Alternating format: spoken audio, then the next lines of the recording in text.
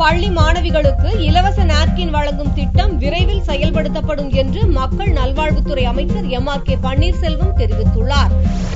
குழந்தைகளின் வளர்ச்சி மற்றும் ஆரோக்கியத்திற்கு வகை செய்யும் உணவுப் பொருட்களின் முக்கியத்துவத்தை விளக்கும் வகையில் சென்னை மகளிர் கிறிஸ்துவ கல்லூரியில் ஹோம் சயின்ஸ் துறையின் சார்பில் குழந்தைகளுக்கான சத்துணவு மற்றும் ஆரோக்கியம் என்ற தலைப்பில் கருத்தரங்கு ஏற்பாடு செய்யப்பட்டிருந்தது.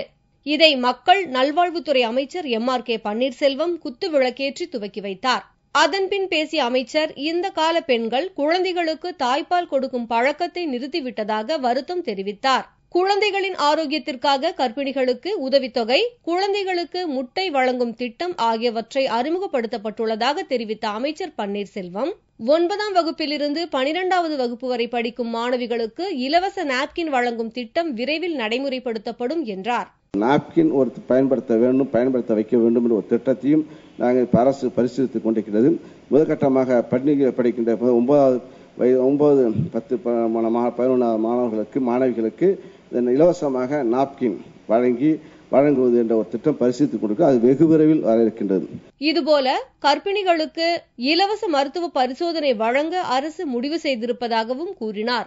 வயிற்றில் இருக்கின்ற கரு, அந்த குழந்தையின் வளர்ச்சி அது அங்கீகரிக்கப்பட்டிருக்கிறதா என்பதை தெரிந்து அதற்குரிய சிகிச்சை அளிக்கிற ஒரு திட்டத்தையும் அறிவித்திருக்கிறார்கள். இந்த கருத்தரங்கில் பிரபல குழந்தை நல மருத்துவர்கள், ஊட்டச்சத்து நிபுணர்கள், பேராசிரியர்கள், ஆராய்ச்சியாளர்கள் மற்றும் துறை மாணவிகள் கலந்து கொண்டனர்.